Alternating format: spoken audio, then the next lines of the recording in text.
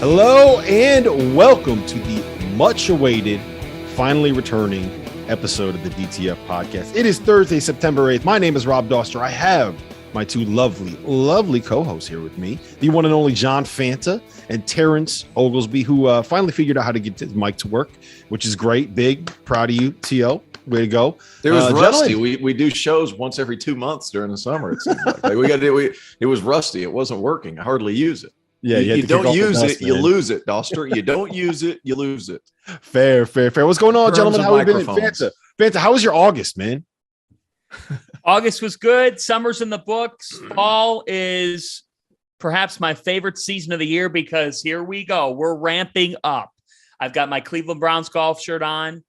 I know it's been a horrendous offseason for my football team, but guys, we are college basketball people, and I think all three of us would agree. There is nothing like waking up on Sunday morning, week one. There's a bit of a crisp in the air. You can feel it. Week one of the NFL, the pageantry of it, everybody feels like they got a shot. And it just means we're another step closer. See, us college basketball guys, we look at the other sports of, okay, when the NFL starts, that means we're another step closer. Oh, when October baseball starts. Now the World Cup will be featured here this fall as college hoops is revving up. But then I always look at it when the Super Bowl happens in February. I always say we got next. They just handed out a Lombardi trophy. College hoops is the next sport to hand out a trophy. So we're into the fall now, and I'm ready for our podcast to be more than just once every 2 months. We are ramping up, gentlemen, to a big season. As the Almanac says, the year of the big. The Almanac, by the way, you can get that. It's going to be at the link in the description below. You can save 20% with the pre-order using the promo code HOOPS. That is the only 2022-23 college basketball preview publication that you need to read. Field of 68 partnered with Three Man Weave, Heat Check Hoops, and the guys over at Verbal Commits to put this thing together. T.O., we were talking about this. Plug.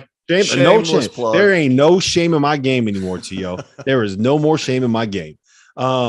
We were talking about this a little bit before I hit the record button. To me, fall is my favorite time of year for a couple of reasons. One, the kids are out of the house. They are back in school. Things are normal. My life is much quieter and more relaxed at this point. Two, the air is getting a little bit crisp. It's getting a little cooler. You can spend a little bit more time outside. You can get the fire pit going. You can get the s'mores going. You have Halloween just right down the road, within touching distance, within grabbing distance. But the biggest thing is sports are back. Real sport. I'm not talking about baseball, right? Baseball is not. That's not a thing. That's not a real sport. I'm talking about the real sports. I'm talking about football. I'm talking about European el football. I'm talking about we have NBA coming up. I know, Fanta, you would love if we could talk about your Cleveland Cavaliers here. We have college basketball. It's right there. Practices are starting. I love the fall, T.O. I love it. Yeah, it's a good time. It's still 90 degrees where I'm at, but, I'm a little bit further south than you gentlemen. My August was great. Thanks for asking. I had a great time. I went on vacation with the boys. Every now and then you got to take a weekend with the boys and engage in some nonsense. And not nonsense in a bad way, but, there might have been a few beverages consumed, and I might have run into Patrick Ewing down there in the Bahamas. Might have happened. It might have happened. I might have seen Patrick Ewing in the club with his lovely wife, and I might have seen Patrick Ewing not dancing in the club, and I took issue with that. And I might have walked up to Patrick Ewing and asked him why he didn't have any dance moves, and then casually taking out some Bengay out of my jacket pocket because my buddy had a torn labrum. He was asking me to carry his Bengay for him. And I might have taken that out of my jacket pocket and handed it to Patrick. I said, you need to loosen up those joints, big fella. There's dance moves out here to be had. And I'm not sure Patrick Ewing liked it all that much. But his wife thought it was hilarious. So I'm telling you this. He's not big on dance moves, but Patrick Ewing at least was a fan of mine for about all the 3 minutes. And then I left real quick because I wasn't about to overstay my welcome, but I thought it was funny. So there you go. No, August is great. I'm really hoping at some point on the recruiting trail, you end up sitting down in the gym, right? You're sitting down in Peach Gym and Patrick Ewing walks in the gym. And look, there's not a lot of people that will turn heads when you walk in a gym at Peach Gym. Patrick Ewing is one of the guys that will turn heads when you walk in the gym at Peach Gym. The only thing I want in this world is for him to walk in, sit down, next to you in the gym and just basically look at you and be like, fuck you and your Bengay. I was thinking about bringing Bengay up to Big East Media Day. Just a little tube of Bengay, and hand him be like, hey, big fella, I got you. That's a true story. That's a true story because it was right in that gap where the players go home before they come back to campus, and he obviously he's gone down there a couple of times, but he was super nice for what it's worth, and he probably didn't need to be, but we had a good time. I would not have been that nice to you if you did that. No. Well, I will say this: I ran into him earlier too, and I brought it up, and I was like, "Hey, I work with John Fanta," and he's like, "Oh, that's my man. That's my man." So. No, I kind of had an in that way, and we talked about a couple of his players that he's brought in because Georgetown's brought a bunch of dudes, and we'll see how that works out. But I kind of had an easier entrance way because it was what it was. But I felt like I could joke around with him after a few vodka Red Bulls.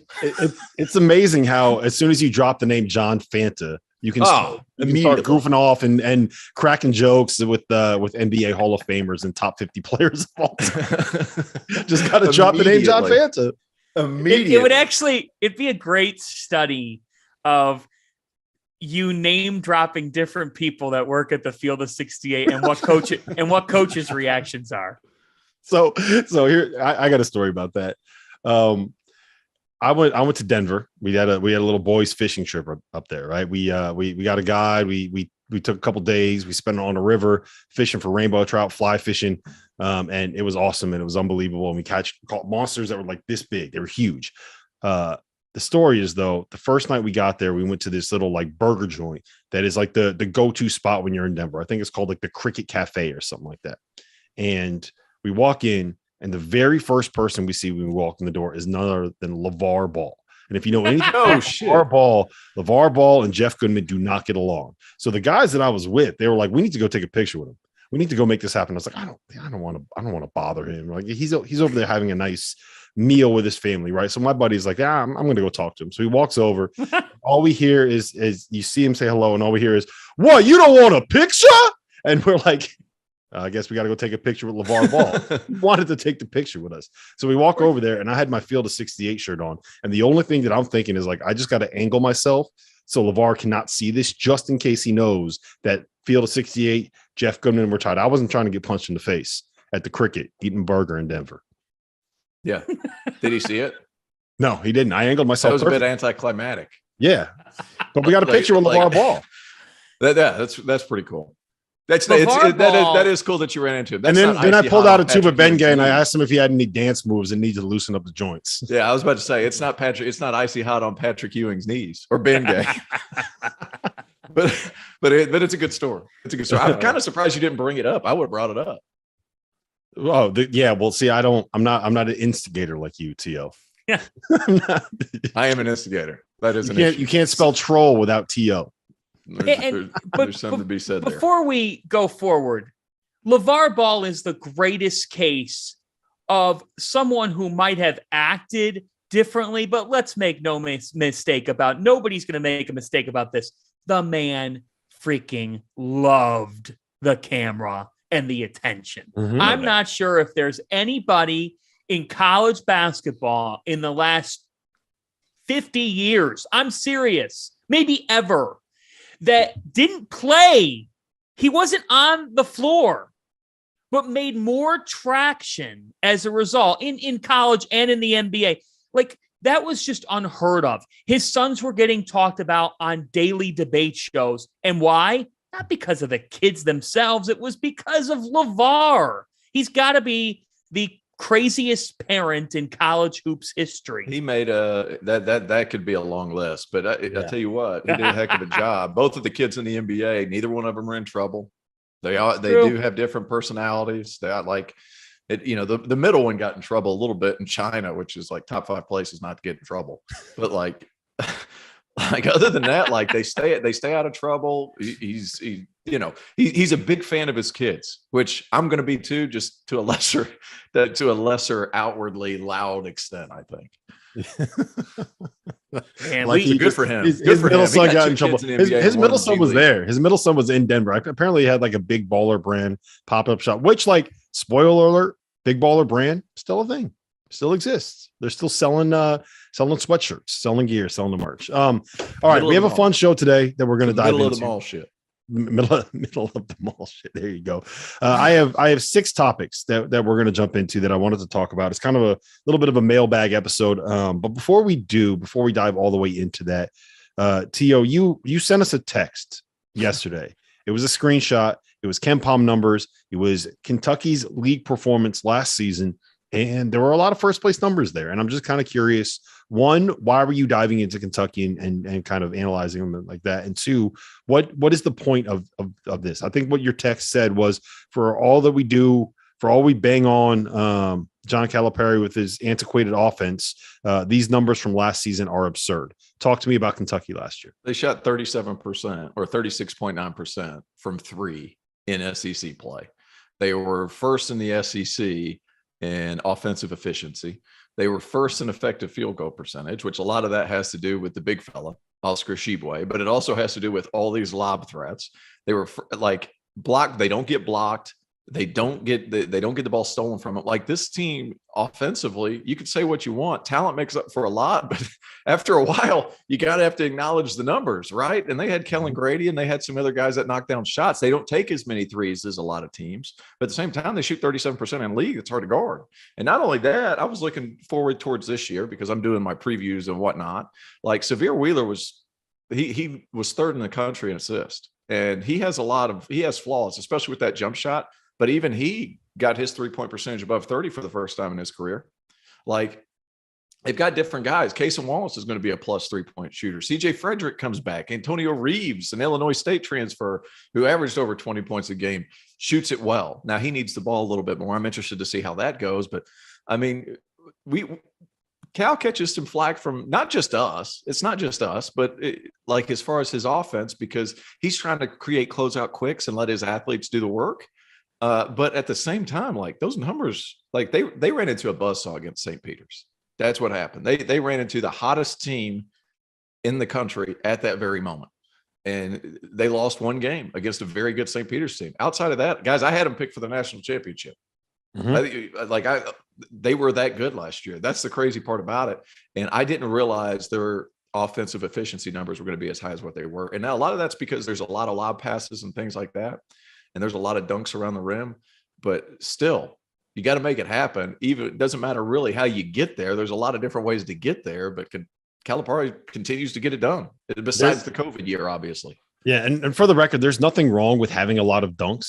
If what you can do is scheme ways to get the easiest and most efficient shot in basketball over and over and over again, then you're doing a pretty damn good job as a basketball coach. I think so. My issue, I'm with you. I have Kentucky as a top 5 team. I think that they're going to win the SEC. I think that this is a team that is built to make a deep run. I love Wallace and Livingston and what they kind of provide in the sense that they're willing to play a role, right? They're not guys that are going to come in like Malik Monk, like Jamal Murray, and expect X number of shots when they're on a team that has a guy that's the reigning national player of the year. My concern is that when you have a point guard that can't shoot, it's easier to scheme. It's easier to game plan against. And in a sport where all it takes is one loss at the wrong time against a team with a good game plan, then that is the kind of thing that can cost you a season and be something where you lose to a 15 seed. Whereas if they play a 7-game series, right, then Kentucky loses the first game to St. Peter's, they win the next 4 by 40 points, right? But it doesn't matter because it's a 1-game knockout situation. And my concern with them, big picture, is that they can be easily schemed against. Now, I have them as top 5 team. It may not matter, Fanta, but that's just that's a red flag that sticks out to me about Kentucky heading into this season. On this Thursday, September 8th, in the year of our Lord 2022, at 11:36 a.m. Eastern Standard Time, I am here to proclaim that at this moment, I believe that Kentucky should be the front runner to win the national championship this upcoming season. I have gone on record on this show and have been ripped apart by Kentucky fans for saying that there is real pressure on John Calipari this upcoming season. There's pressure on Kentucky. They wouldn't want it any other way. There should be pressure. You know why? They have the best player, and if he's not the best, he's the second best player in college basketball coming back, and he's the reigning national player of the year. They have brought in highly touted recruits. They have a player in Jacob Toppin who I believe is poised to take an even bigger leap this upcoming season. Cason Wallace is a plus 3-point shooter. He and Chris Livingston combined to go 12 of 25 from beyond the arc on the team's Bahamas trip. It's a Bahamas trip, but that's an encouraging stat line. And like you said, CJ Frederick coming back from injury, he's a veteran, he's a leader. I am not in the business of huge hot takes, but I'm going to bring this here. That was just the second time since 1987 that Kentucky basketball failed to make it out of the first round of the NCAA tournament. That was their loss to UMBC. What happened after Virginia lost to UMBC? In the following season, they felt redemption and they won it all. I think motivation is bigger than all the recruiting, all the transfer portaling, all the roster constructing.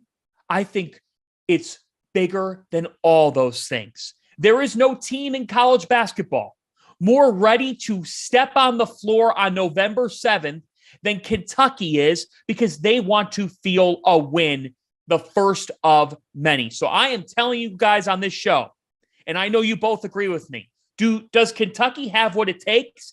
Yes, they do. I believe it's hard to run it back. So for Carolina, I'm concerned about that. Gonzaga has not proven to us they can win the big one. You could talk about whether that narrative's legit or not. It's a fact. And Houston, tough as nails, I think they might be the biggest opposition. But Kentucky, to me, is the number 4 ranked preseason team in the country in my book. And I believe that the idea of redemption, the talent level they have, and a fired-up John Calipari will not be a duplicate performance next March. The Wildcats should be the front runner, if not second, to win it all this upcoming season. I am putting them right there.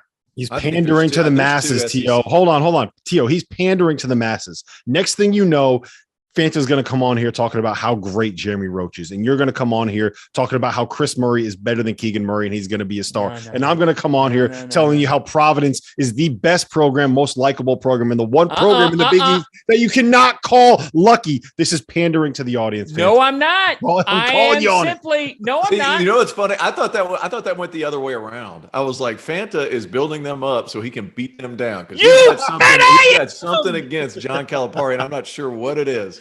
He is building them up, so about December he could be like, fuck them. Well, I'm telling you. Okay, but you know what? They've had a great summer. They've had so much go well. I think Cal is so smart. I said this on Twitter, and Kentucky fans got mad at me for this.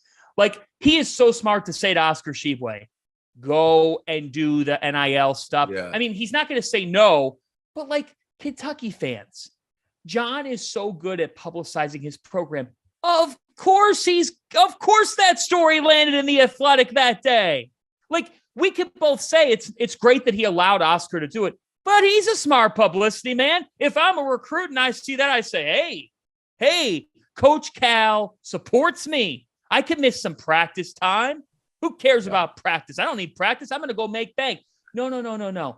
I think that Kentucky has the most pressure on them going into this season. You know why? They lost to St. Peter's last year. They were the embarrassment of the first round.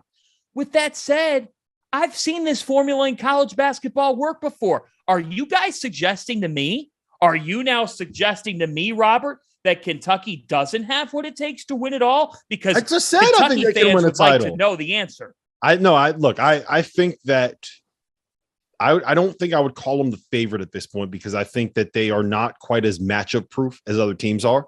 But of course they can win. I have them as a top 5 team. If you're like anywhere in that top 10 range, you have what it takes to win a national title. They have the National Player of the Year coming back, right? They have a whole bunch of athletes. The one thing I really like about this group is that it's clear that they're going to play more point guard, center, and 3 wingish kind of guys, right? And I think that's what you need to be able to thrive in college basketball. You basically need to go 4 around 1. And assuming that Jacob Toppin is going to shoot the way that the hype has kind of built him up to be able to shoot, I think that is the way that it's going to end up going. Speaking of Kentucky, speaking of recruiting, speaking of big names, speaking of superstars, Fanta, you are from the state of Ohio. You know who else is from the state of Ohio? A young man by the name of LeBron James. You know who his son is? A young man by the name of Bronny James. He took a recruiting visit to Ohio State. Is that the right place for him to go to college? Well, I think that it can be the right place for him to go to college. The answer to your question is yes, it's one of the right places for him to go. And here's the thing. Bronny James is not a top 10 recruit in his class. So with where he is ranked, with what his skill set is, with who Chris Holtmann is as a coach, and with where the Buckeyes are as a program, of course, wherever Bronny goes, there's going to be a significant amount more attention around him and around that program.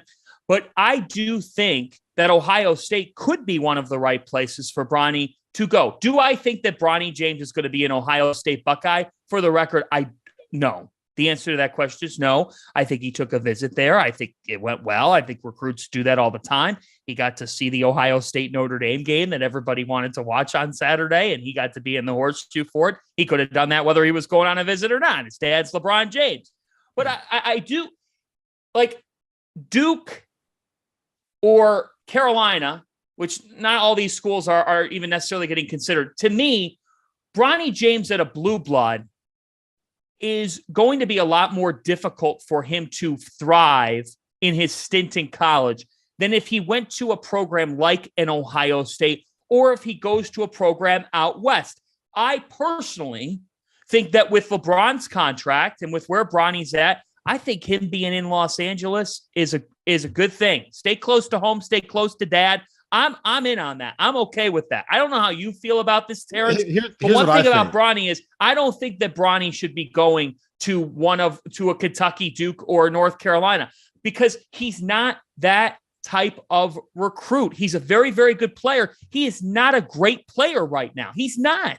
Well, he'll be a great role player. He'll be able to do a job. He'll do a very, very good job. And if things break right for him, they're like if he honestly, I think that his potential as an NBA player is all going to depend on whether or not he stays at like the 6'3" range or gets to like 6'5", 6'6". Yes. But I think that looking at a program like an Ohio State, where it's a football school, where they're going to be focused more on the football team, where you're not going to have like the hype is already going to be out of control. The attention is going to be out of control. He's going to be a celebrity wherever he goes. If you go to a school where it's kind of like, oh yeah, we got this guy that like, he's kind of a famous basketball player, as opposed to going to a program where you're living in that bubble and basically every day of your life is going to be TMZ. Ohio State makes a lot of sense. Tio, what do you think? I think, first of all, what is he ranked in the 40s, 30s, 40s? Something like that. Yeah, exactly. He's right around the 30s, Terrence. Guys, I didn't think I would ever think that LeBron James' relative would be underrated, but I think Bronny's really good. And I'm ranking him strictly as a college player because NBA is not our bag. But I think like Bronny James playing in the Big Ten would be really good. Really, really good. He's an explosive guard who can run the offense for you. He's going to make the right reads. He's going to be smart. He can shoot over the top. He's got a really nice looking stroke. His jump shot is better than his dad's right now. And it kind of had to be because he's much smaller. So I think that's a big part. He's NBA potential. It's to be determined. Obviously, his size has a lot to do with that. But this is a big kid, big, strong kid. He can get there. He's explosive. He can get off the floor. Like, he's got all the tools. If this kid's name was something else, like, you know, Steve Taylor or something like that, like you're probably looking at a top 30 kid. Like I think he's a good player, and I think he's big and strong, and he fits college rosters really well, especially if he's beside somebody that's really, really good. Like he could be, sophomore year, second team all league guy at a Big Ten school. I believe that. But the thing is like it's going to take a little while, and he's not going to be in college for very long because That's it. Basically all LeBron has to say is whatever team he goes to, I'll find a way. And that's kind of the hang up with the kid right now. But Ohio State, I could see it just because his dad was a big Ohio State fan growing up, but Southern Cal would make a lot of sense. Him staying around there. I think Southern Cal, to me, Memphis maybe throw them in there because the relationship with Penny Hardaway. The problem that he has is I don't know if that would end well. I'm sorry, but what has ended well at Memphis? Tell me that. And then, this past year ended better than I thought it would. One that makes a lot of sense would be Louisville, but they're an Adidas school, so that'll never happen. So there's a lot more going on than just Bronny James is a very good basketball player. Let's put it that way. Here's the thing. USC, I saw Rob being like it'd be the most people ever at a USC basketball game. I'm sorry, but they'd get at least 2,500 people there. If you're going to go somewhere in Southern California, I think it has. Did you see the UCLA football game the other day? They reported they had like 25,000 people there. There couldn't have been 4. It's hot. Playing college football this time of year, I know, but it's hot, man. It's hot in Los Angeles. Right now. But it's UCLA. What's the weather in Los Angeles? Come to the South, it's not the same. Come down here and call a game at Clemson. Here's the thing about that. Like college football is like 29th on the list of things that you're going to do if you're in LA right now, and UCLA is second on the list of college football things that you're going to do if you're in LA right now. It's not even like the best college football program in the city that doesn't give a shit about college football. Like I was making fun of USC fans for not showing up, but it was even worth it at UCLA. But UCLA, they don't even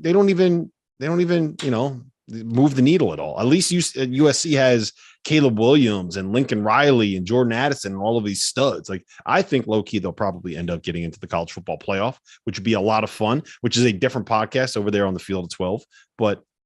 Bronny James shameless plug. Bronny James, USC. I don't see the fit. All right. But Bronny James, just for the record, I do think, like you guys said, I like the Big Ten fit. And I would really like Chris Holtman coaching him. I think Holt. Yeah, I agree with that. I really like Holt's demeanor for the whole situation if it happened. I like that too. I like that fit. All things considered, I like Ohio State for his game.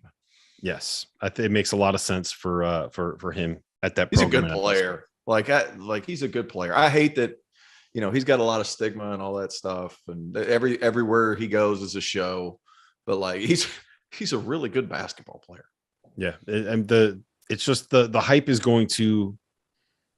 The hype is going to create a level of expectation. The name is going to create a level of expectation where people that don't follow it as closely as we do are going to expect him to come in and average 19 and 5 and 5. No, that's not going to happen. And that's not, he's going to be a guy. He'll probably come in if he averages 8 points, couple assists, couple rebounds, plays good defense, is a starter, plays 30 minutes on a team that is a top 25 team, wins 25 games, makes it to the Sweet 16. Like to me, that is probably what you expect out of Bronny James. Yeah.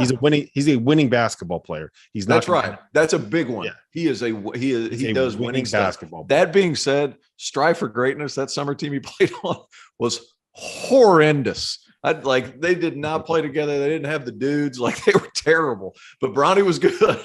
Bronny was really good. I don't think they won a game at Peach Jam. I don't think they won a game like all summer in the EYBL. I don't think they won one. Not one. That being said, he does winning stuff. He's a winning basketball player. It was just, it was politics. Yeah. But he does winning stuff. In all seriousness, he plays hard. Man. He sets up that whatever. He does winning stuff. Next question. Right. I'm not going to ban LeBron's kid. I'm not going to freaking just get on him. Like he's a good player. Yeah, absolutely.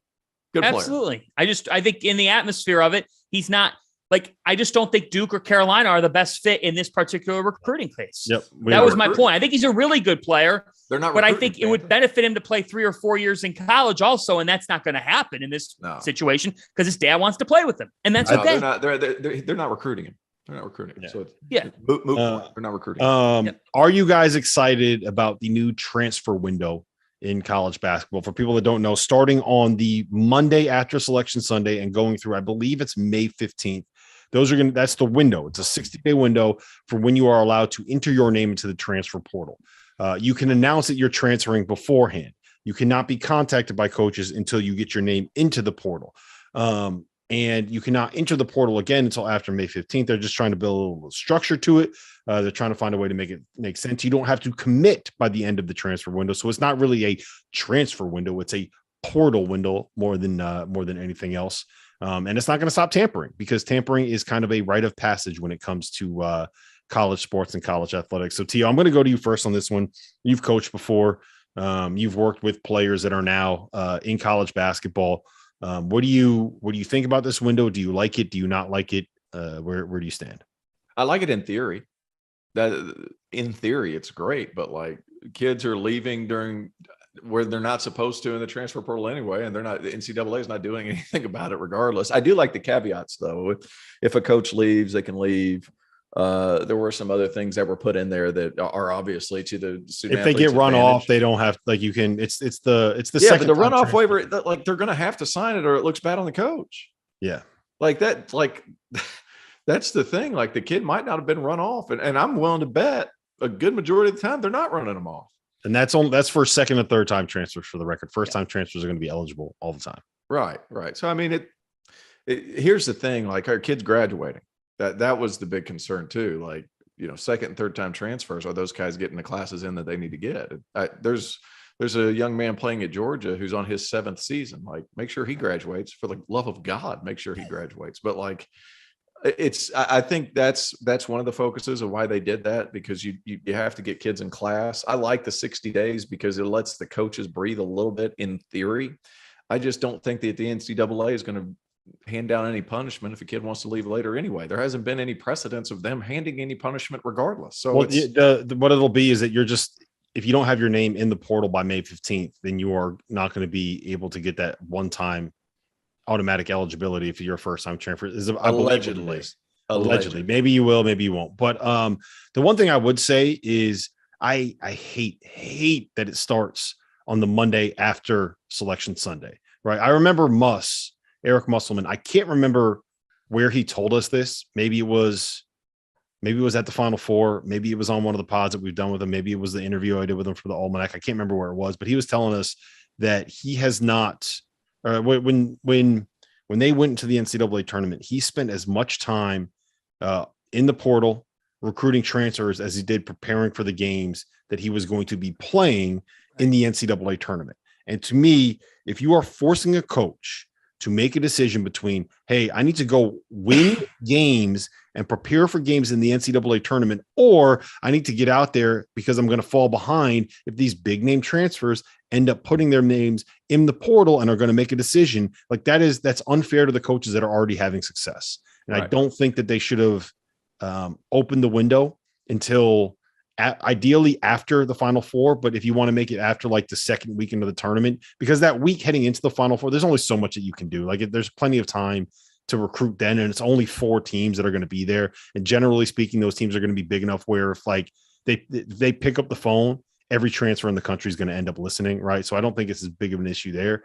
But opening it on the Monday after Selection Sunday, I think is dumb. I believe the reason they did that was that they wanted consistent 60-day windows across all sports, and they didn't want this to run into late May. They wanted it to be done by mid-May. So I think it was just well, it's done before school's out.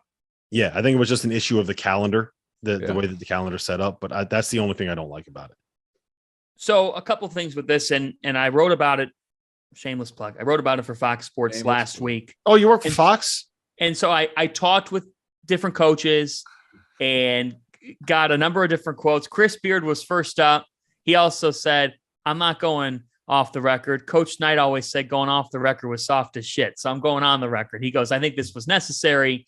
And even the Wild Wild West has some rules. I talked with Todd Golden. Todd Golden said, I don't have a strong feeling either way.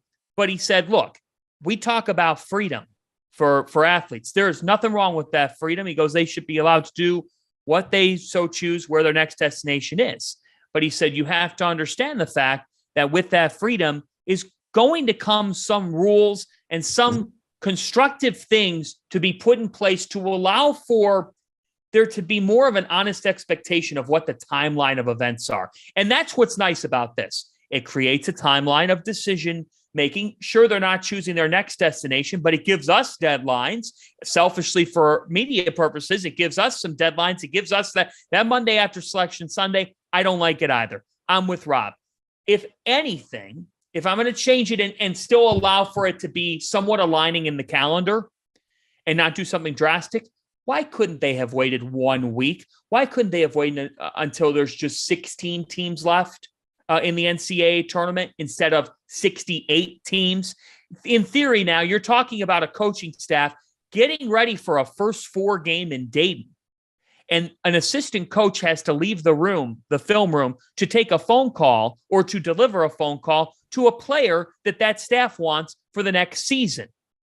That's a bit crazy. The focus should be on the NCAA tournament. Instead, now the product's going to kind of get diluted because on that Monday and Tuesday and Wednesday, you're going to see potentially 1 million kids enter the portal. You get my point. And you're going to have that going on. You're going to have us getting ready for NCAA tournament games. I'm sorry, but the portaling doesn't matter to me, but it's going to matter to certain coaches. And it does take away the focus from the best postseason in sports for that staff, for those players, for all of us. The other thing here is that the biggest takeaway from coaches, guys, that I had was the dynamic of April, the live recruiting high school period, and how it collides with trying to re-recruit your own players on campus. Several coaches said to me, there has to be a change in the schedule of evaluation periods.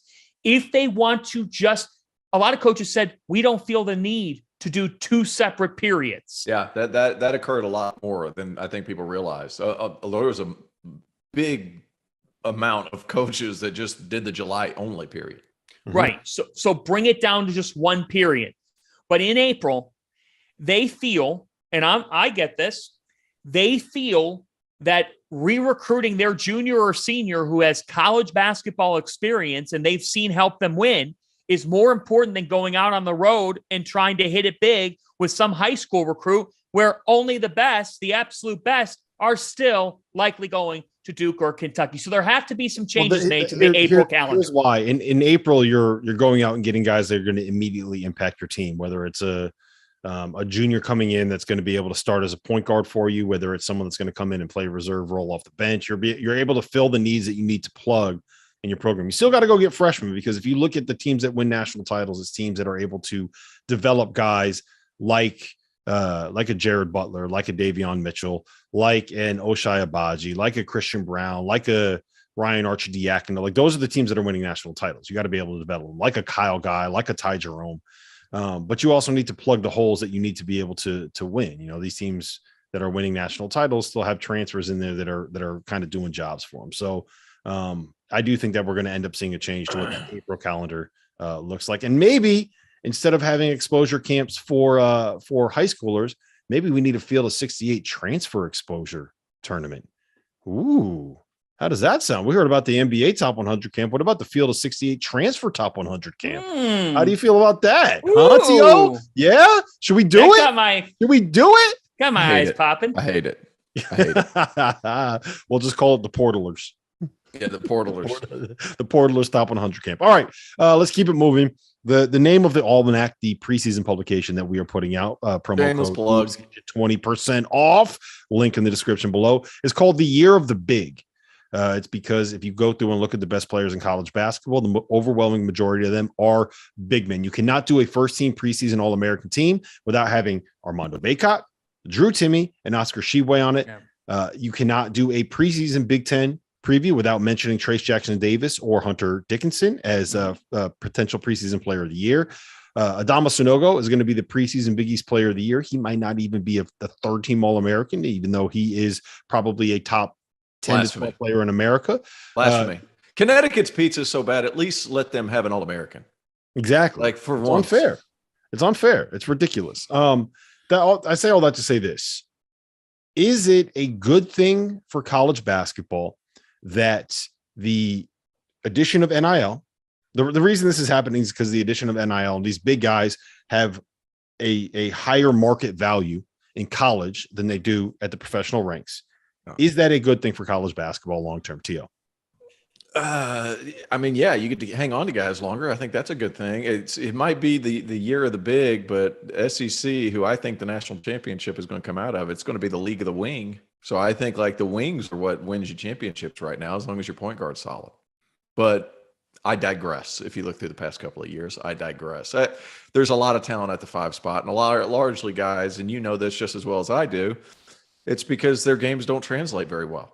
Like, how is Hunter Dickinson going to fit in the NBA when he's getting attacked and attacked and attacked every time down? Not because he's a bad player, just because he's 7'2" and he might not be the most agile guy in the game. So I think that's a big one to keep an eye on. But it's like the bigs don't translate to the next level, and they are much more marketable like they are in college. They can capitalize off their success. People are still nuts about college sports. And the difference between college football and college basketball is you see their faces. So these kids are much more, you're able to realize who they are much easier, recognizable, if you will. That was the word I was desperately looking for, and I couldn't find it. Recognizable. But I think those bigs, they carry a lot more weight in college, and they can make a lot more money in college because most of the time they're going to go to an NBA team, they're going to sit the bench, and they're going to end up in Europe making, $750 to $1 million. And they can make more than that in college, especially these high-level bigs like an Oscar Tshiebwe, like a Hunter Dickinson. Those guys can make money at the Kofi Cockburn is taking a pay cut to go pro. That's right. That's the thing. What's the line from basketball? Everyone knows Shaquille O'Neal got rich playing in college, right? That's what Kofi Cockburn. He got rich playing in college, which will allow him to afford to take a pay cut and go play in the NBA or go play in the G League, wherever he ends up. Oscar Tshiebwe, he's going to make 2 commas with a crooked number in the front of it this year. Really? Hunter Dickinson's going to make 7 figures. Armando Bacot is going to make 6 figures, if not 7 figures. Fanta, where do you stand on this? Of course, it's great for college basketball. In no way can it be harmful to college basketball. One of the criticisms of the sport in recent years has been that in college hoops, you don't know who's on these teams from year to year. Newsflash. I actually think right now that you could say you have a better idea of who's on some of these basketball teams than you do in the world of college football. Yes, I just said it. There's some more. I'm telling you right now, a lot of the casual fans who are watching these college football teams, they know CJ Stroud, they know Stetson Bennett, but the point what about last year's Heisman winner? He's back too. But in college basketball, that has been a rich criticism of the sport, that recognizable stars, faces of the game, are not something that people can identify with. Instead, it's constantly faces on the sidelines. It's constantly big name coaches. I would argue that the year of the big and the immediate after effects of name, image, and likeness could not come at a more necessary time in college basketball, in a sport that has seen Roy Williams, Mike Krzyzewski, and Jay Wright all exit the game in the last year and change. The sport needs people that can be shown on their ads, and somebody sees it and says, I know who that is. I know who Oscar Tshiebwe is. Oh, Drew Timmy's got the best mustache in sports. It's great for college hoops. It's a win-win scenario. Just because those players aren't necessarily translatable to the NBA, you know what it forces on broadcasts? For us to actually talk about college basketball and not get into an NBA mock draft in the 8th minute of the game out of a break. I think it's good for college hoops, and I think it's a total win-win. I agree with everything that you just said in terms of publicizing the game and making it more recognizable and having more, for lack of a better term, brands playing the game, right?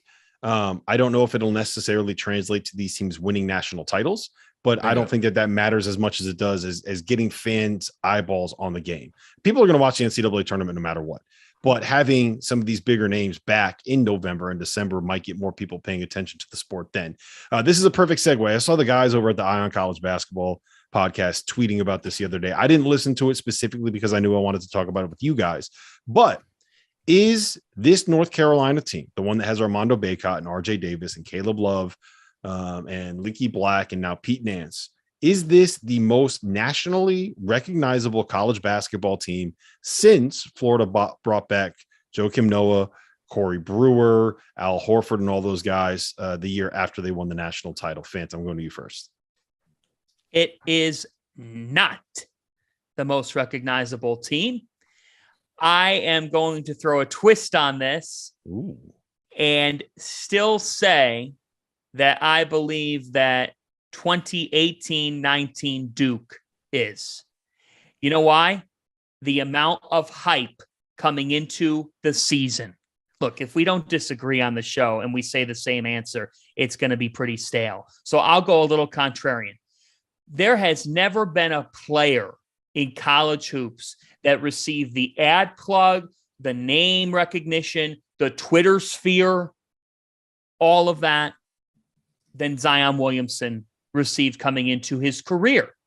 You throw in RJ Barrett. You throw in Trey Jones, who I think emerged as one of the faces of that team. You throw in, who am I missing on that? What's Cam that? Reddish. Cam Reddish on that team. The faces of that Duke team coming into the season. And then as the season picked up, I know that we're talking preseason, but they just were so synonymous with what we were following in the sport. Duke, Duke, Duke. They led everything. And they led everything from the moment that Zion committed. The build up to him just made them a last dance type of team in terms of how we followed them game after game after game, because that's how people were following them, not only in the college game, but in the casual sports world and in the NBA draft world. So I'll go a little bit contrarian and say, yeah, I like my recognizable faces as much as the next guy, but I'll still say the power of Zion should not be ignored in this argument, because he received a hype that we've never seen, because in the social media age, his name recognition and his first name to begin with made him such a rich talking point going into the year that we were so ready to see him in a Duke uniform. And Mike Krzyzewski on the sidelines certainly doesn't hurt the situation. Coach K only adds to it. And that's why I side with a Duke team, because Duke is always king of conversation. What was the Kentucky team with the Harrison twins that made it all the way? Julius Randle, 2014. They were supposed to be 40-0. Then they didn't end up going 40-0. Yeah, that one has to be up there too. I just remember that Florida team that they won the national championship and everybody came back. I remember the hype around that, mostly because Florida was recruiting me while all that was going on. So like that team, like they couldn't walk around campus, and then they got bored, and then there was some off the court drama. So like there was a lot going on with that unit. I just remember how much there was like rah-rah around. And that was basically before Twitter. Facebook was starting. MySpace pages were big time. And it was like, it was starting, the online carousel was beginning to get speed. So that Florida team, man, you want to talk about a team that fit together, but that's not what we're talking about. But like with Joakim Noah being loud and talking to reporters the way it was, like that was a different level of like superstardom at the college level. So I do believe that if Twitter had existed in the way that it exists now, and if YouTube was the thing the way that YouTube is right now, and if Instagram and TikTok and all these things existed the way that they exist now back in 2007, then Joakim Noah would have been as big of a presence as Zion Williamson was, not for the dunks and everything, but because he was just such a character and so ridiculous and so intense and so beloved, because he embodied the way that everybody wants a college basketball player to play. Like he played like he was laying it all on the line for the team, the name that was on the front of his jersey, right? He was emotional and pounding his chest and screaming, and he had the long hair. Said he wasn't going to class. Yeah, like he was the epitome of what we wanted a college basketball player to be. And he just won a national title, and he came back to school with all of the other guys that he was coming back to school with. But I gotta say, like, I'm so mad right now because Fanta made me agree with him. I can't even disagree with it, man. I can't even argue the fact. Well, it's got to be the Zion team, man. It's got to be the Zion team. That was a spectacle.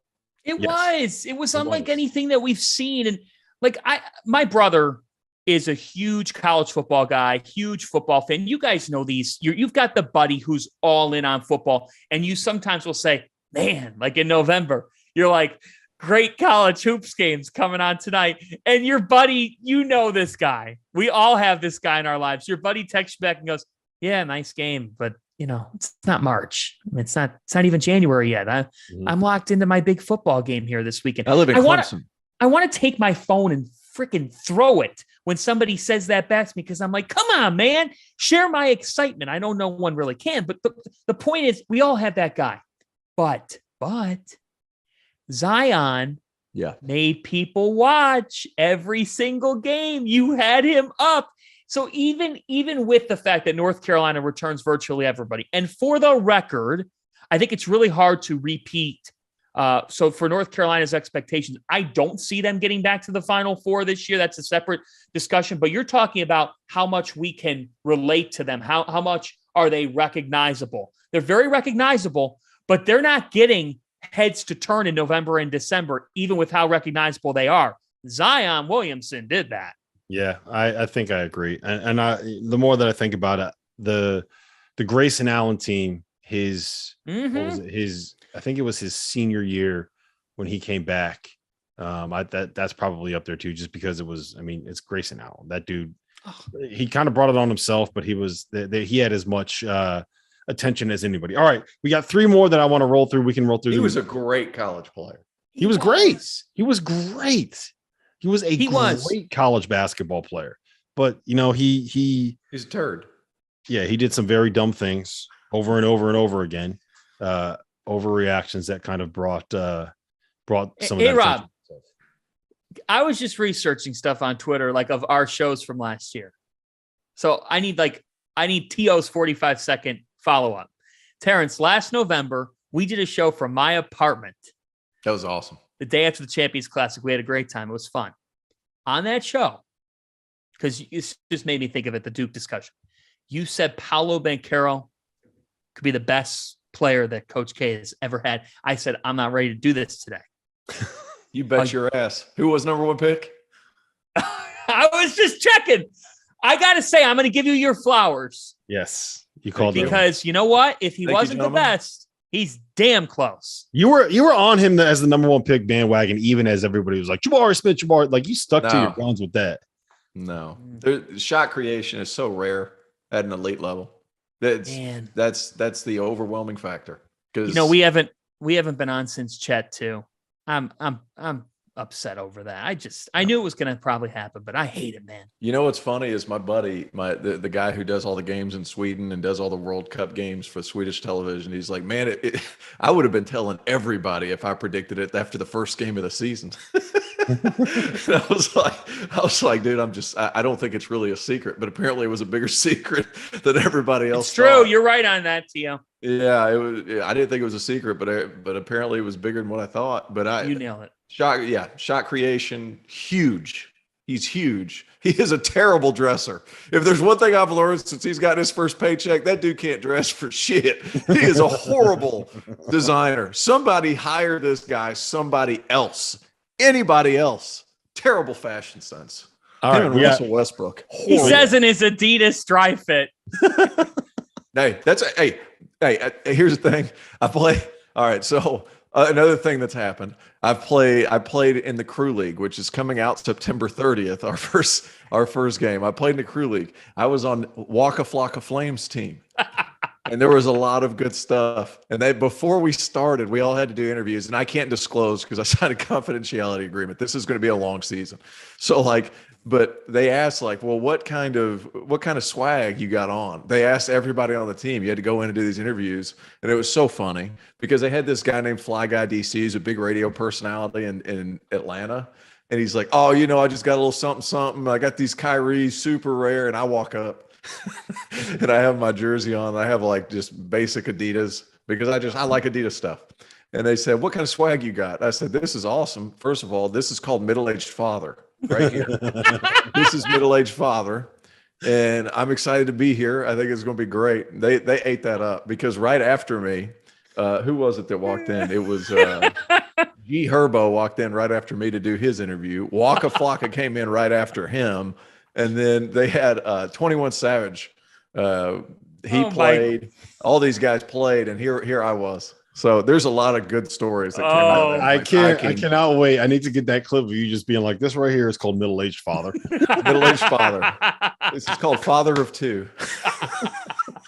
It was so fun. Like, these guys are dressed to the nines. Like, you could tell guys, they just came back from the store to go get their shoes to look like great. And here I was like, dude, I'm here to hoop. My shoes didn't match the jersey. It was terrible. But it was a lot of fun. I can promise you that it was a lot of fun. There's a lot of stories that I've heard from you about that maybe one day, if you show up at our Final Four shows in Houston, we'll get T.O. We'll have him throw a couple back, and then he can tell some of those stories when they're It'll not have to be several. It'll have to be several, because there's a lot.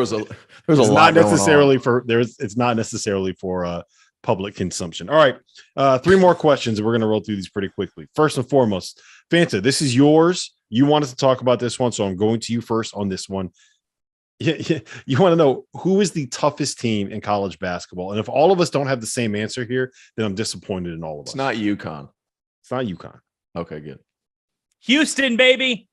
Kelvin Sampson's Houston team is the toughest in college basketball heading into this season. You think about who they've got back, and these guys are killers. When I look at Jamal Sheed, when I look at Marcus Sasser, when I look at Trayvon Mark, then I think about that front court. Reggie Chaney, if I'm stuck in a dark alley and I need some help, Reggie Chaney's going to be my partner, because I know that I want that guy protecting my team. And Jarris Walker as well. Houston is tough.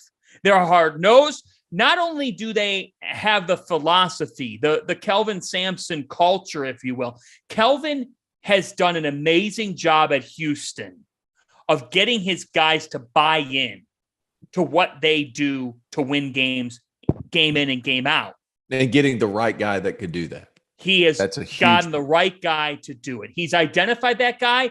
And if that guy's not there at first, because I think Houston's style is hard to learn at first, he's able to keep that player, keep them in his program, and get them to buy in even more. The buy-in at Houston is great. The culture at Houston is great. And you know why they win? Because they're tougher than everybody else. That's a good point. That's a good point. I was going to throw it to one team we saw last year. Fanta, me and you were in attendance together. Villanova. And a lot of people get a lot of things confused. What is toughness? Houston does a lot of tough stuff. They're a team that does a lot of tough stuff. Villanova does tough stuff. Now, how that's going to carry on with Neptune at the helm is going to be interesting to see. But to go into a place like the Dunk, not even so much as raise an eyebrow to the fans, not just stare a hole through your heart and go and take a win is what Villanova does. Look at Eric Dixon, who we doubted. Now, excuse me, hold on.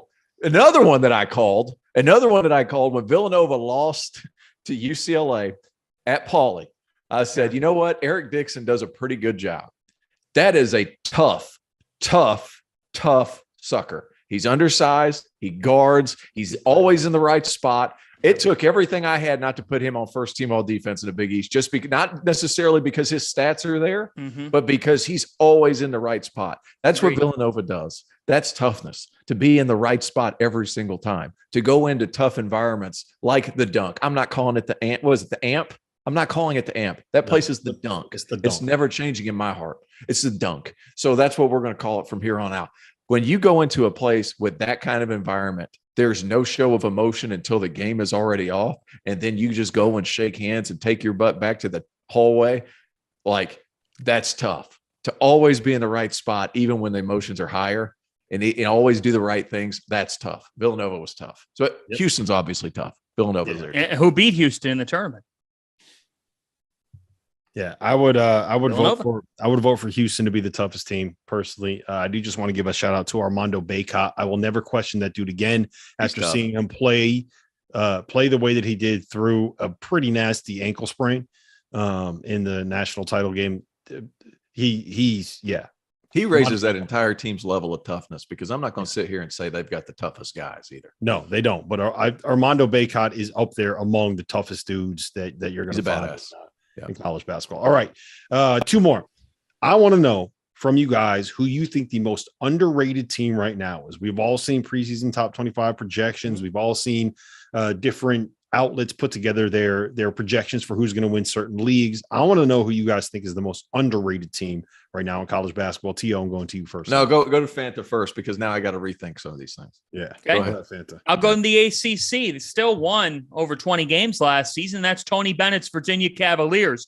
Virginia fell off the radar as a result of the Atlantic Coast Conference struggling during the regular season last year and lacking a lot of depth. And that's okay, but that was last year. This is this year. Virginia brings basically everybody back. Jaden Gardner is a high-level player who has versatility. He can score the ball in a variety of ways. And for a Virginia program where offense has been hard to come by at times, and last year, don't get me wrong, UVA's offense struggled again.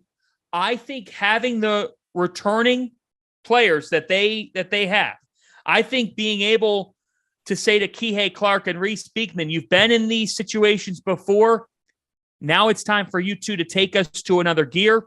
Armand Franklin back as well. They made a couple of nice additions over the offseason. Tony Bennett worked the portal a little bit. I think Virginia right now is viewed as a team that's like 20 to 30 in college basketball, that if I saw them guys in January or February at 12 or 13 in the country, it wouldn't surprise me at all, because I thought that team had to swallow their lumps last year. But we know one thing in college hoops: when you've got returning experience, you're going to be able to build. That team still won 21 games last season. They missed the tournament. The ACC wasn't good. I like Virginia. I like Tony Bennett. I trust him to not have back-to-back years without making the big dance after they made 7 in a row. Mm-hmm. I can't disagree with that. I just went through all the teams that I've already done. Virginia is that team. I have them picked second in the Atlantic Coast. And it's largely because last season, when you watch them play, it seemed like they were just a year away. Like they had Reese Beekman, who's really, really good. They had a young man named Caden Shedrick, who I think is a very good player, but seemed to be a year away. Like they're now here. It's now time for Virginia to be good. And after Armand Franklin had a really poor year from 3 last year. He came from Indiana shooting over, 40% from 3. He shot in the 20s last year. This isn't typical. And sometimes it takes guys to kind of adjust to playing that slow. Like that's an issue. And that's coming from the Big Ten to going to Virginia and then playing that slow. I think he'll be better. Jaden Gardner's proven to be a really good scorer despite being undersized at 6'6", 250 pounds. He's a horse. Virginia falls into that toughness category too, because they just continue to do all those tough things consistently. I think Armand Franklin could have a better year. Reese Beekman, though, is special. And they have a lot of other guys too that can get it done. Yeah. Isaac McNeely's a name to keep an eye on too. Bigger guard, can shoot the ball at a high level. Young kid, played, I want to say, for Wildcat Select out of Pittsburgh. Tough, hard-nosed kid, can shoot the basketball, play both guard spots. Virginia's got guys. Go ahead, Fanta. 2 other things. Ben Vanderplas from Ohio, quality transfer. And they have a top 15 recruiting class. So you have all this coming back, and you have one of the better recruiting classes in the country, one of Tony Bennett's best recruiting classes. Mm-hmm. There's a lot of momentum, but it's kind of quiet because they did miss the tournament last year, and they're not one of the biggest name brands. But guys, that program won a national championship 3 years ago. They're going to be back. Mm-hmm. So I don't hate the Virginia call. I went with a team that's got a new head coach this year, a new old head coach. I think Xavier is a team that a lot of people are not talking enough about when it comes to just how good they are. They were, from a talent perspective, a top 20 team the last couple of seasons, right? If you look at what is on the floor and what they have at their disposal, I think that Sean was smart in who he brought in to replace Paul Scruggs. I think that Sully Boom is going to be a guy that can create offense for him. The transfer they got coming in from UTEP, who also happens to have like one of the best names that you can find in college. Sully Boom, are you kidding me? I cannot wait for Fanta to be on the broadcast when that dude hits a big 3. Boom! They got a couple freshmen coming in that I think are going to be really, really impactful players. Des Claude is a guy that is going to get a lot of attention this season, and rightfully so. The staff is very, very excited about him. I think that Colby Jones is ready to take the leap that we all thought he was going to make at the start of last season. He was probably the best player in the NIT for 5 years, or for 5 games on the stretch as they won the NIT. And he was the most outstanding player. I mean, he was the best player. He was the best player in the NIT. I think that I love Jack Nungy too. Yeah, Jack Nungy's a great piece. I think that Sean is going to be the kind of personality that can get the best out of Zach Fremantle, right? And if he's not going to get the best out of Zach Fremantle, then Zach Fremantle is not going to be a distraction. And I don't think that they have to have Zach Fremantle be at his best for them to be at their best. I think that it's very possible for them to be able to put 3 wings, a point guard, and Jack Nungy on the floor and be a team that could be a top 20 basketball team in America. And look, I'll tell you this much. If there's one thing Sean Miller knows how to do, it's how to win basketball games. And I got a feeling that, when we talk about the Big East standings, Creighton is a team everybody mentions first. Then it probably ends up being Villanova and UConn in some order. No one puts Xavier in that mix. I would not be surprised in the least to look up in February and see Xavier right there competing with UConn, competing with Villanova, and most importantly, competing with Creighton for a Big East regular season title. There'd be no shock in my mind. And then playing Arizona in the Sweet 16 game. If that happens, like, look, I love Sean, and he'll probably get mad at me if I say this, but please, basketball gods, those are the kind of storylines that we need in March. Sean Miller knocking Arizona out of the tournament would be Imagine this scenario. We have an Elite 8 matchup between Arizona, right? And Sean Miller and Xavier, who has never been to a Final Four.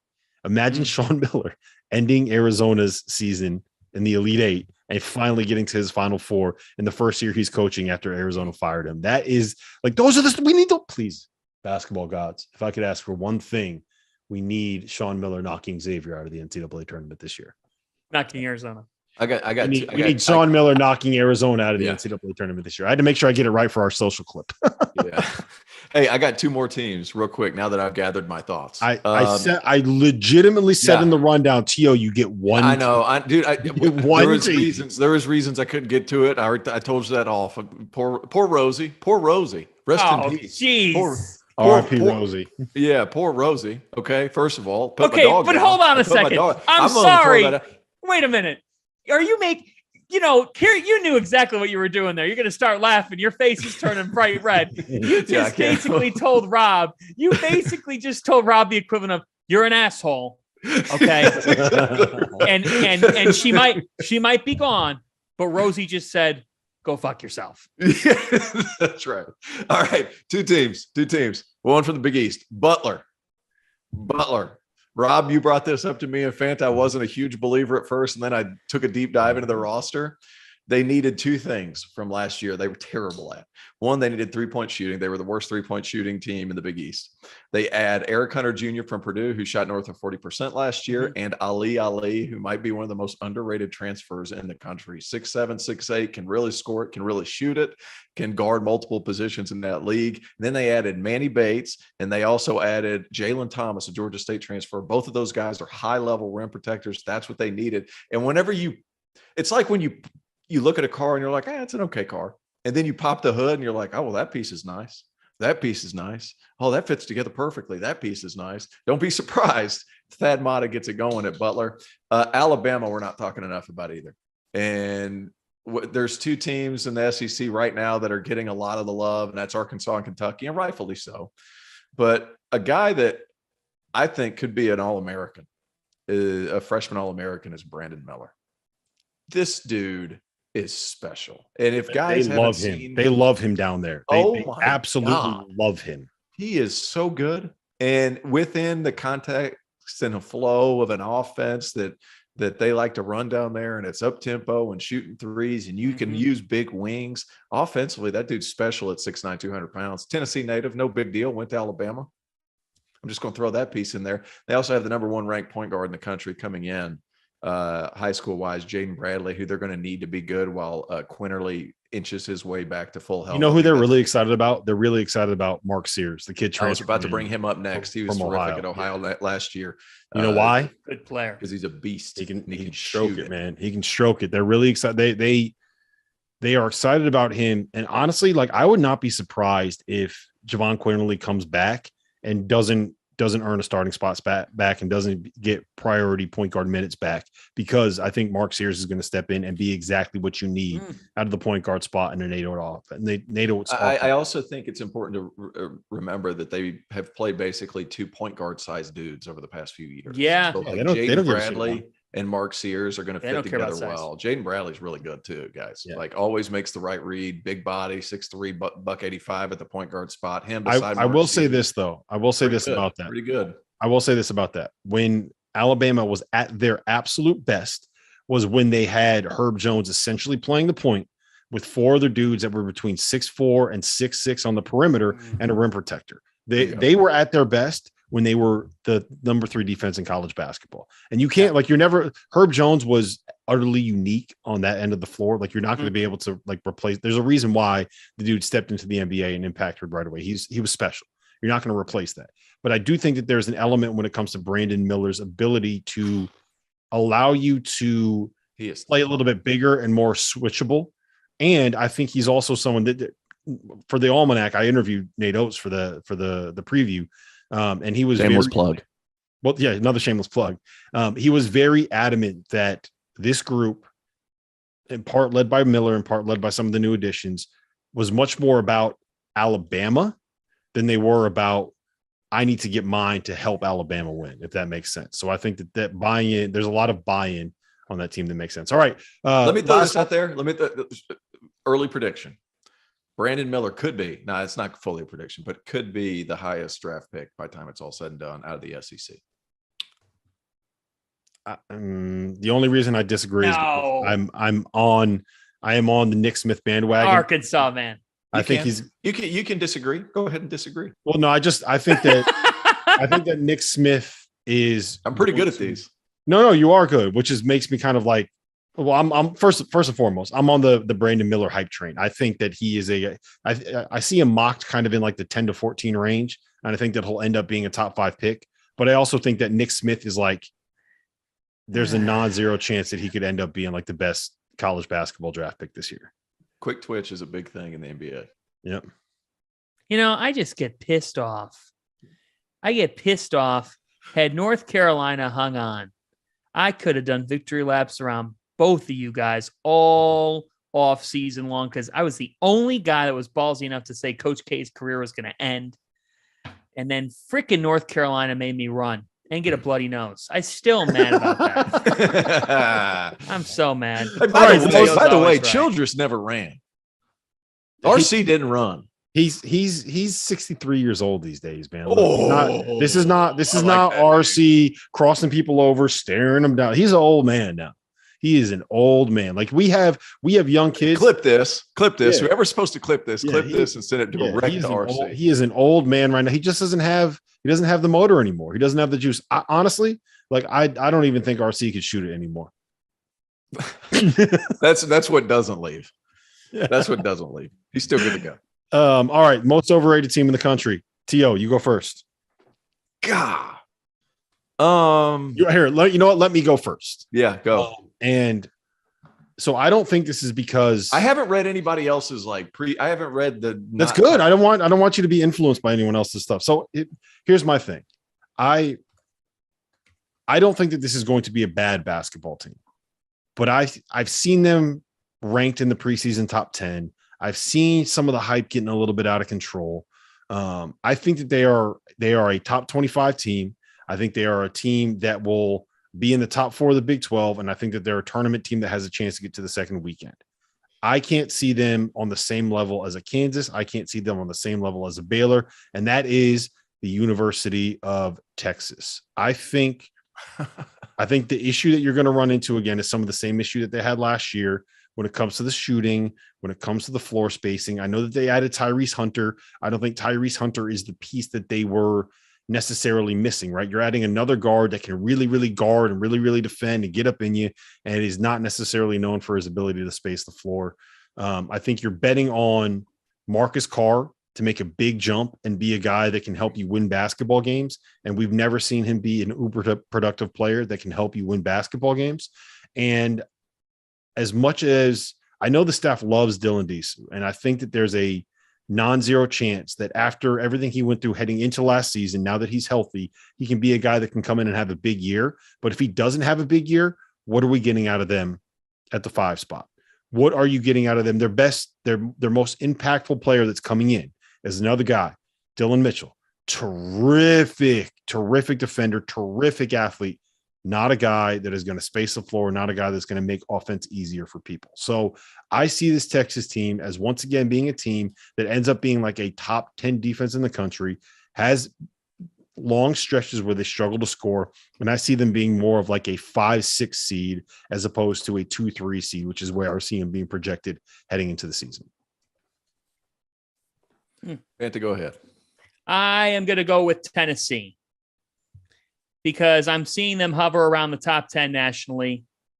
And guys, I think they're more of like a top 15 to 20 team. I think they're more like, I'd put them like 18 or 19, but they're hovering around 11 or 12. And no, it's not because when I look at Tennessee that I see a bad team, and it's not because Kennedy Chandler is no longer there. It's because I don't know how they are that much better offensively this upcoming season. Rick Barnes' teams have been some of the best defensive teams in college basketball the last couple of years. I'm pretty sure back-to-back KenPom top 10 defensive efficiency teams in the past couple of seasons, and they have finished in the top 10 to 15 in 3 of the last 4 years. Defense isn't a question with Tennessee basketball. There are 2 questions. How are they scoring the ball effectively? And to follow on that, how much does an inability to score the basketball consistently hurt them in March? It has hurt them a lot. Rick Barnes and Tennessee have struggled to put together the run in March. So I am both forming this opinion on lack of performance when it has mattered most as a result of, I like Zakai Ziegler. Santiago Vescovi is going to be one of the best guards in the SEC. Vescovi is one of the best guards in the SEC. Don't feel bad about that one, Fanta. He's changed his own pronunciation like 4 times. Yeah. I know. Yeah. I know he has. Vescovi, depends on what mood he's in. I just am not as bought in as others are on Tennessee. I think we should start calling. I think this year, John, you need to start going as Fanta instead of Fanta. You need to be Fanta. You got to put the right emphasis on the correct syllable. Yeah. Theo, did you have a teammate who changed his last name like once during his career at least? Yeah. Yeah. This happens all the freaking time. The point is, my answer is Tennessee, guys, because I just don't know.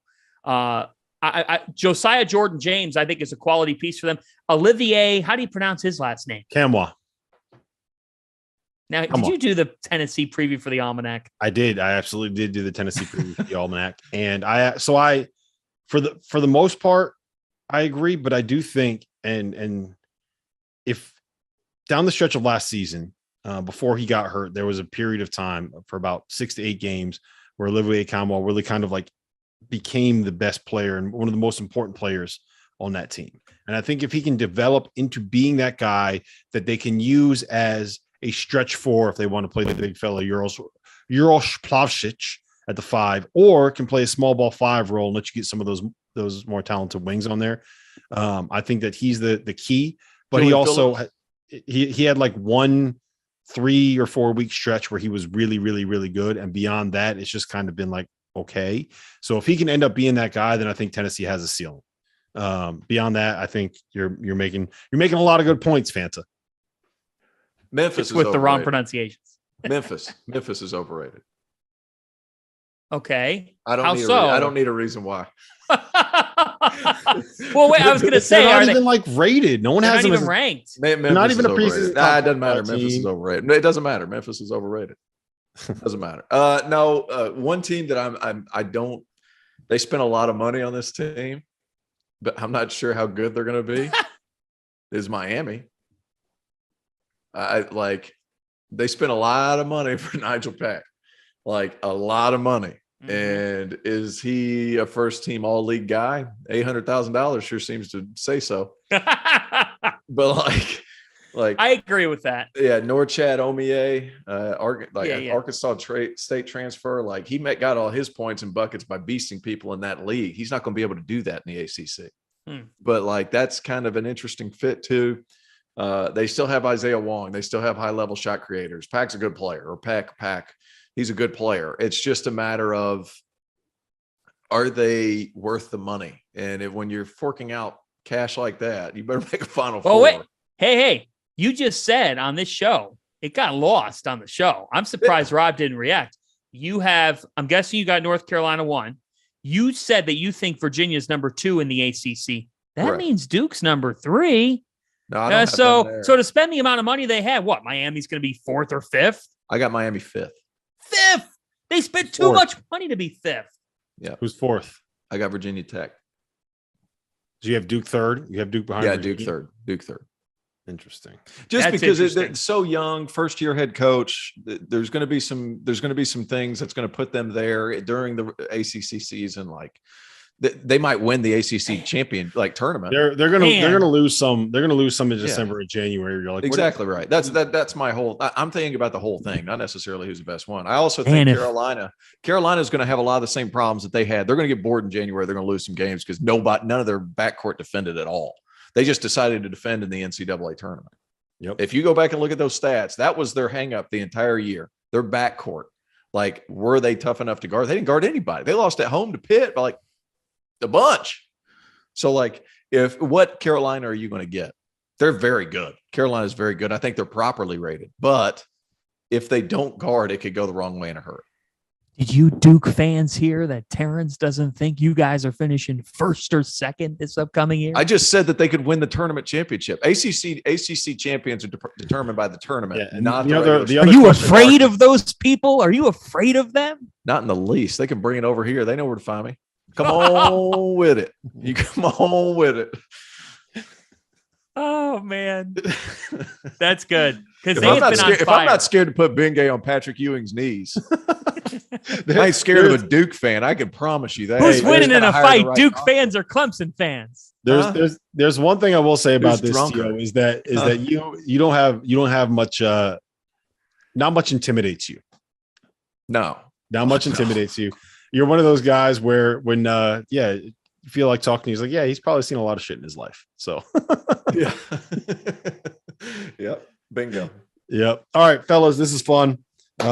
Always enjoy hanging out with you guys. This went about an hour and 25 minutes long, this was a good one. Don't split it up. I'm not going to split it up. It's just going to be a behemoth. So for Terrence Oglesby, for John Fanta, if you're still listening, 1, thank you. You're insane. 2, hit that subscribe button, hit that like button, hit that rate button, hit that review button, do all those things that make us happy as podcasters. And we'll see you guys again, probably not next week, but I'm assuming at least the week after. We're going to start rolling out some real deal season preview content here very soon. Hire TO.